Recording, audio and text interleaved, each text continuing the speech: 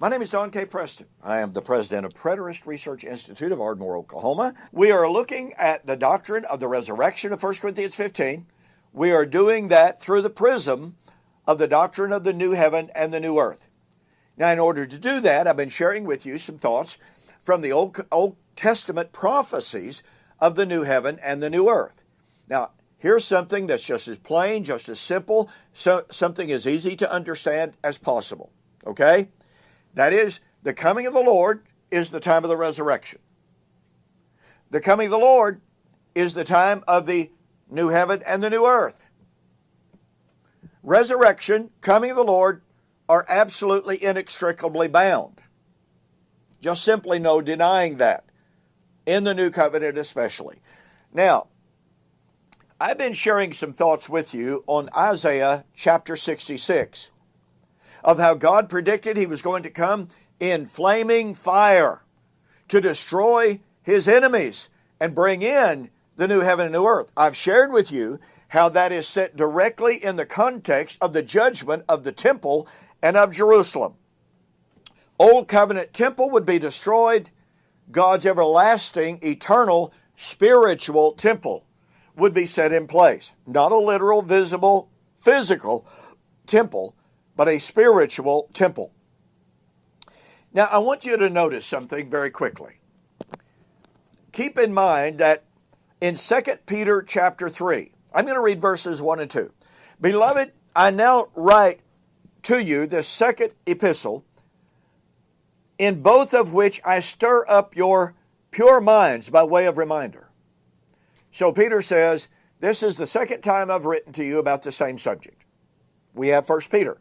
Now watch. That you may be mindful of the words which were spoken before by the holy prophets, and the commandment of us, the apostles of the Lord. So what's Peter doing? Peter is saying, I'm reminding you of what the Old Covenant prophets said. It's absolutely amazing to me that some people try to avoid the force of this term, holy prophets. And they say, oh, Peter's not talking about the Old Covenant prophets. And you see, the reason they do that is because they know if Peter's talking about the Old Covenant prophets, then what he's talking about in 2 Peter chapter 3 were promises made to Old Covenant Israel. And if they're promises made to Old Covenant Israel, then unless and until God's promises to Old Covenant Israel are fulfilled, then God's covenant with Israel remains valid and intact. That's what that means. So they try to avoid this. David Hester, in preparation for our very first formal debate, denied that Peter was referring to Old Covenant prophets here. Sorry, that won't work. It is simply specious and untenable. So here is Peter reminding them of what the Old Covenant prophets said about the day of the Lord's coming in flaming fire, the Lord's coming to bring in the new heaven and the new earth. So, keep that in mind, verses 1 and 2. Now look at verse 10. But the day of the Lord will come as a thief in the night, in which the heavens will pass away with a great noise. The elements will melt with fervent heat, both the earth and the works that are in it will be burned up. Therefore, since all of these things will be dissolved, what manner of persons ought you to be in all holy conduct and godliness, looking for and hastening the coming of the day of God, because of which the heavens will be dissolved, being on fire, and the elements will melt with fervent heat. Nevertheless, we, according to his promise. What promise? Well, I'm writing this second epistle to you to remind you of what the Old Covenant prophets said. According to the promise, we look for new heavens, new earth. Okay? What Old Testament prophet spoke of the coming of the new heaven and new earth? Isaiah 65, Isaiah 66. But wait a minute.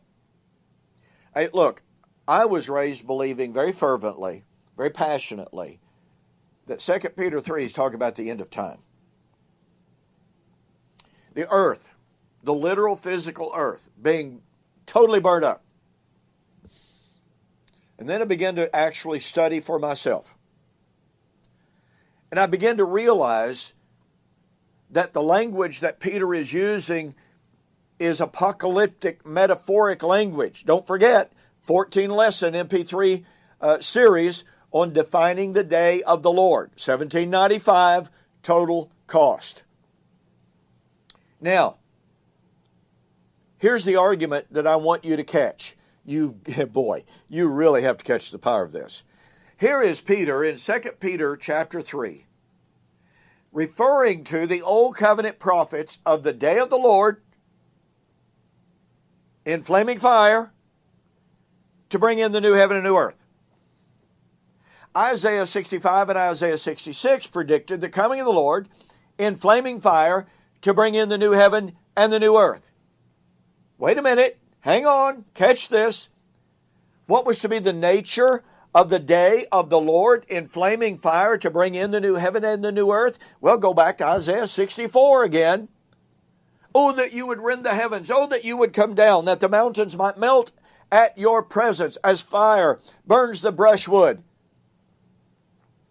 Lord, when you did awesome things, you came down. The mountains melted at your presence. Remember, Isaiah, in his prediction of the day of the Lord in flaming fire to bring in the new heaven and new earth, would be a day of the Lord like previous days of the Lord. None of those had been a literal, visible, bodily coming of God out of heaven. Peter, in 2 Peter chapter 3, is anticipating the coming of the Lord in flaming fire to bring in the new heaven and the new earth, according to the promise of the Old Testament, in fulfillment of the Old Testament prophecies of the coming of the Lord in flaming fire to bring in the new creation.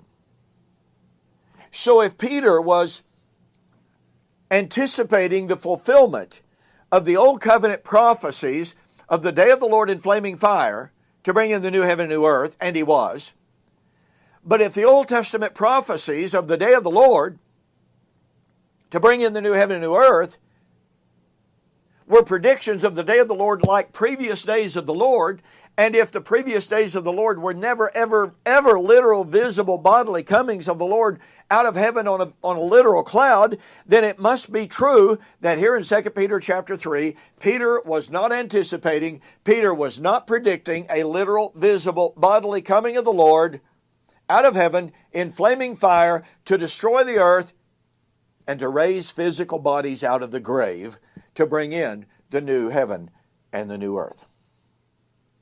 We will see you on the flip side.